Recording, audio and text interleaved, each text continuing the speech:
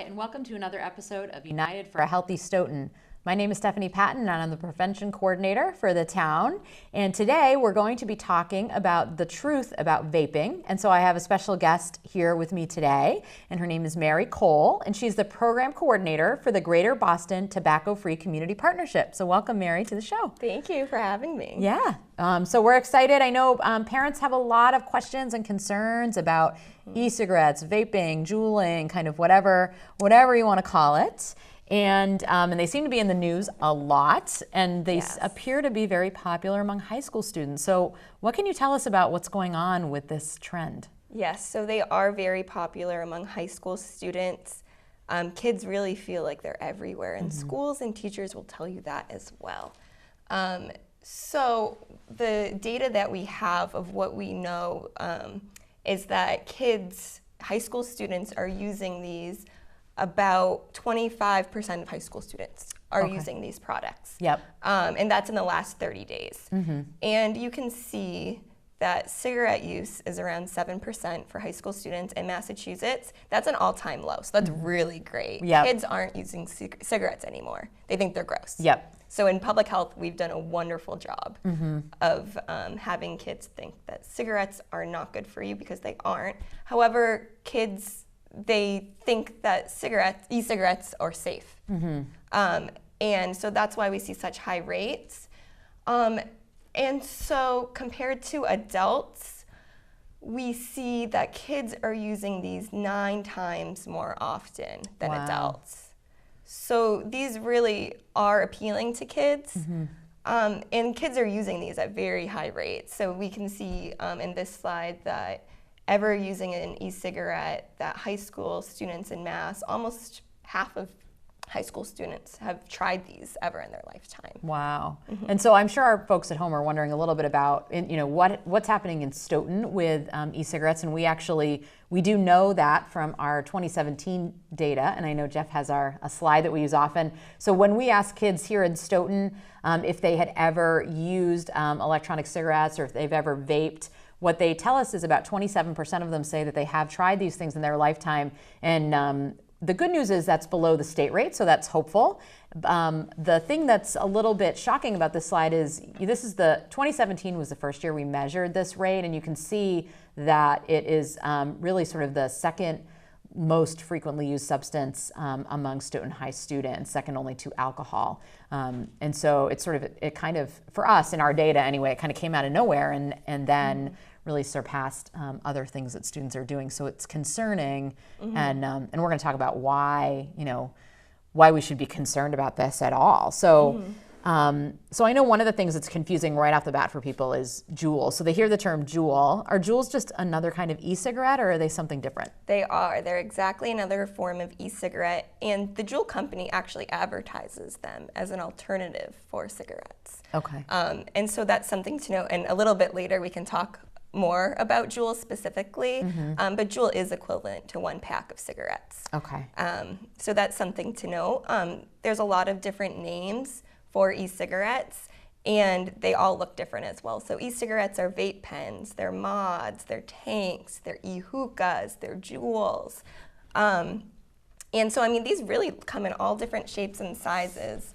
As we can see here as well, this is a sort of mod or tank. Okay, so it's bigger. It's bigger, exactly. Yep. And within this, you actually can put e-liquid similar to this inside of it. Okay. And that's what you vape. Yep. And this really smells, I can smell it just sitting here. It's very fruity smelling, it is. And it seems like it would be very appealing to a child or a teenager. It smells very, very sweet.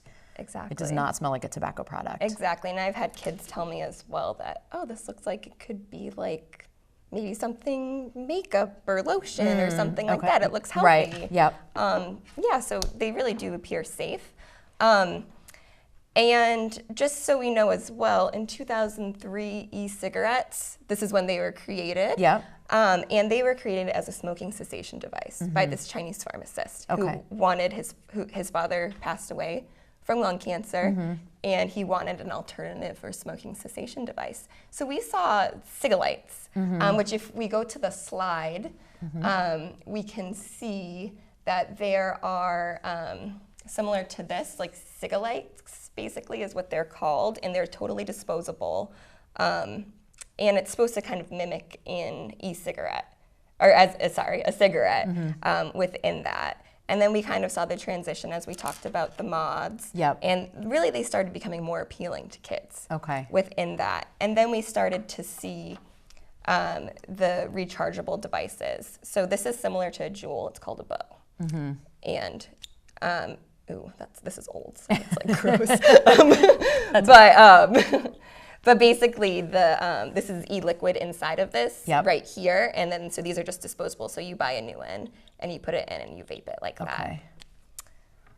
Right, and we did. So we had a slide. I think we missed it. That showed the progression of just those e-cigarette devices.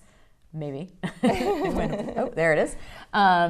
And so, as you were saying, so originally these were created as a way to really help people quit smoking, and I imagine that there is still that's still some of what these can be used for. But I think what you're showing us is that also a lot of these products are very appealing to young people, and we know oftentimes things come on the market, and maybe this wasn't their original intended use, but it seems to me, based on what we're looking at, clearly there is some marketing going on that is not only about smoking cessation. If you really were using these products to quit smoking, and of course we want to encourage people to do that, that you wouldn't necessarily be looking for things that look like this.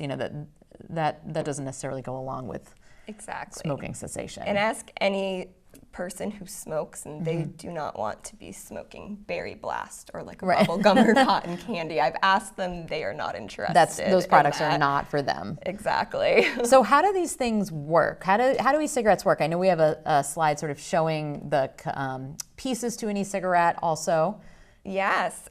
So I will show this. If we go to the slide, it's a good image that shows how these work. So like I said, they all can look very, very different. However, they all work the same way. So we have the battery. That battery is what powers the device, and then that heats up the atomizer. And so that atomizer has like a bunch of metal coils, basically. And that is what heats up the e-liquid. And the e-liquid's in that cartridge right there, as you can see on the slide. And then that e-liquid is produced into an aerosol, which is inhaled through that mouthpiece on the end.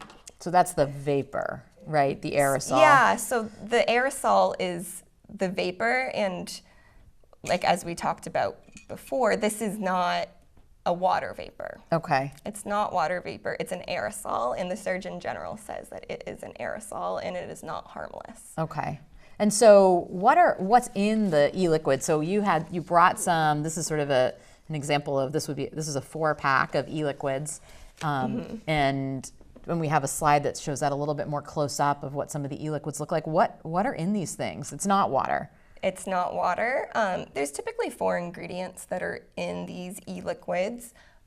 We see there's almost always nicotine. There's propylene glycol. There's glycerin, and then there's food flavorings, like diacetyl is one of them.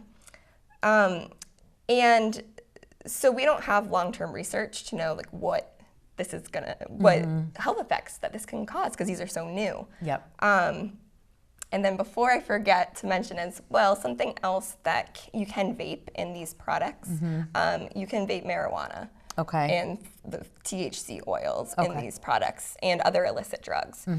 So kids and adults, they're not just vaping e-liquids. There are other forms in marijuana.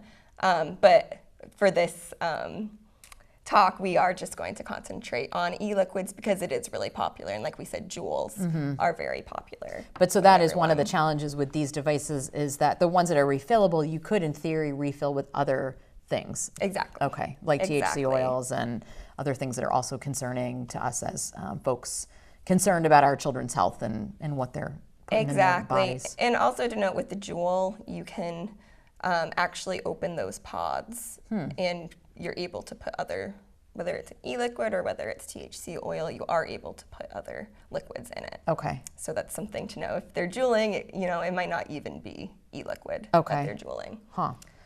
So, so I think we had sort of, we covered this a little bit, but so just to sort of be clear, when people they see sort of that vapor, it's not a water-based vapor that kids are inhaling. I mean, so what are they, or adults, what are they putting into their lungs when this happens? Yeah, so what we know, what they're putting in their lungs, I'm actually going to read straight from the Surgeon General because we know that everything is factual, and then I will say everything very clearly. Yep. But this slide really is what goes along with what is in the aerosol. So the Surgeon General says it's not harmless. E-cigarettes aerosol is not harmless. It can contain harmful and potentially harmful constituents, including nicotine. Nicotine exposure during adolescence can cause addiction and can harm the developing adolescent brain. And now the aerosol created by e-cigarettes can contain ingredients that are harmful and potentially harmful to the public's health, including nicotine, ultrafine particles, flavoring such as diacetyl, a chemical linked to serious lung disease, known as popcorn lung, volatile organic compounds such as benzene, which is found in car exhaust, and heavy metals such as nickel, tin, and lead. And so this slide that we have up right now, it kind of describes everything that is in this aerosol. And what was, I know, what was so funny is that I actually found out my brother had a Juul, just kind of casually did it. He's older than me, so I was kind of like, why are you Juuling? Like, you don't smoke. And I couldn't convince him that Juuling and vaping was not safe. He thought it was safe because he was under the impression that it was water vapor, and I said it wasn't. And I'm his sister, so he didn't want to listen to me immediately. And then I read him that from the Surgeon General, and then he said, oh, okay, I guess you're right, they're not safe. So that's why I like to read that, because it was effective when I talked to him and it got through to him. So. Well, and I think there is this perception that these products are safe or safer, certainly than cigarettes. And I think in the beginning part of the show, you even referenced the fact that cigarette rates among young people are at an all-time low. Sort of as public health professionals, over the years, we've done a really, really good job teaching kids that cigarettes are dangerous. So even kids who choose to smoke really understand some of the risks associated, the kinds of things that are in cigarettes. I mean, people sort of get that there's this laundry list of things that are really gross about smoking, but they seem to forget that some of those similar products and some of the things that you just listed are also in these e-cigarette devices, or in the e-liquids rather. Exactly. And what is difficult when explaining this to people is, like I mentioned before, we don't know long-term health effects. So with propylene glycol and glycerin, we don't know what happens when you heat up and inhale these into your lungs, because we don't have the research yet to show long-term effects. But what we do have some research which shows that with the food flavorings like diacetyl, as the Surgeon General said, it's linked to serious lung disease called popcorn lung. So that's when that diacetyl is in an aerosol form. So we know that's potential, and that is something that's very serious. And the other thing that we do know as well is nicotine. We know a lot about nicotine. We have so much research, and especially with the adolescent brain. We know that it's really harmful. And so if we go to the slide, just some notes that we can see. So nicotine is really harmful to the adolescent brain because this is when the brain is developing. And we also know that this is when the adolescent brain is most susceptible to addiction, and nicotine addiction as well. But so what we know is that there's an increased risk of impulse control, depression, mood disorders, disruption of brain circuits that control learning, and this can also prime young people for drug addiction, like for cocaine. And we also know that there's an increased risk of using combustible tobacco products. That's what current research has shown with e-cigarettes. Moving from these e-cigarettes to then cigarettes or cigars, cigarillos, some of those other products that are out there. Exactly. Okay. Yes. And something else to note with nicotine as well is that I encourage people to ask anyone that they know, any older adult who is a smoker, to ask how old they were when they started to smoke. Because we know that 9 out of 10 adult smokers started to smoke before the age of 18. Wow. And that just shows how addictive nicotine can be in your adolescence. Yep. So yeah, and ask anyone that you know who's a smoker about this, because I have family members, they started like age 13, 14, and it's really hard to quit. It's really, really hard to quit. And we see these high rates of nicotine in these products, especially the Juul. Right. And it's really concerning that the adolescents are consuming this much nicotine right now. And so they may be building a nicotine addiction without really knowing. Oh, so here's a good picture. A picture that sort of shows the equivalent amount of nicotine between a Juul and cigarettes. So this was an image we took in my office, actually, because it was quite startling, I think, to look at kind of the cigarettes on the table compared to this really attractive looking little device, right? That looks kind of harmless. But we do know that kids are building these nicotine addictions young, and their brains are developing. And, we often talk about addiction as really a pediatric disease. Addiction happens a lot more frequently when kids start using alcohol or other products like nicotine or marijuana when they're younger, because they're just much more susceptible to the addiction at that point. And if young people wait and don't start using these substances until they're 21 or older, the likelihood of them having lifelong challenges or even of just picking up smoking at all becomes significantly reduced. Exactly. So, so you referenced the Juul a little bit, and why? So we just heard about all these things about, it sounds gross when you just sort of lay out the facts of what kinds of things people are ingesting. So why is it so popular? Why are kids taking this up in such high numbers? Yeah, so the first thing, as we said, is it's seen as safe. So really, it's been marketed as water. This is water vapor that you're inhaling. Actually, a lot of the time, kids don't know that nicotine is in Juuls, which is really concerning. And something else that we have right here, the Juul, we had charging the whole time in our laptop. So wondering if any of the viewers had noticed that, because that's just how you charge the Juul.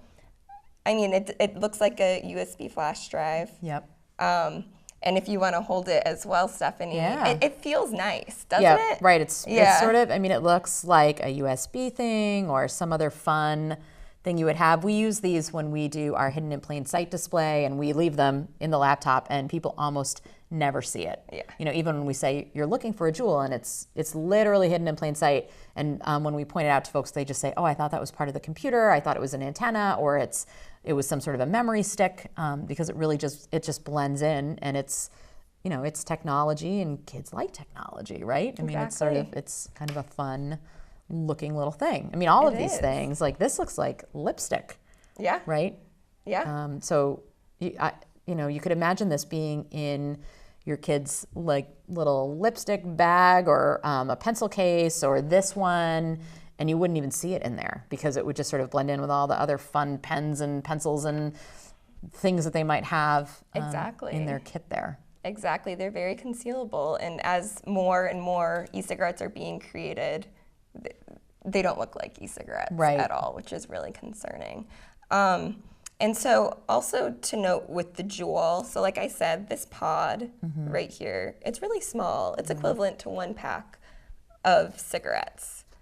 And kids, they typically go through these definitely in a day. I've heard in an hour. Wow. And what's really different about this as well is it's really smooth when you take it in. So, and it's not similar to a cigarette. It's different. It's so much smoother going in. And you can't tell when you have had equivalent to 1 cigarette with this. Right, because it's not finished. Exactly. Right. So you can't tell. And with cigarettes, you take your time. You know when you're done with one. So kids don't know how much nicotine they're actually intaking with this as well, which is what's concerning. Yep.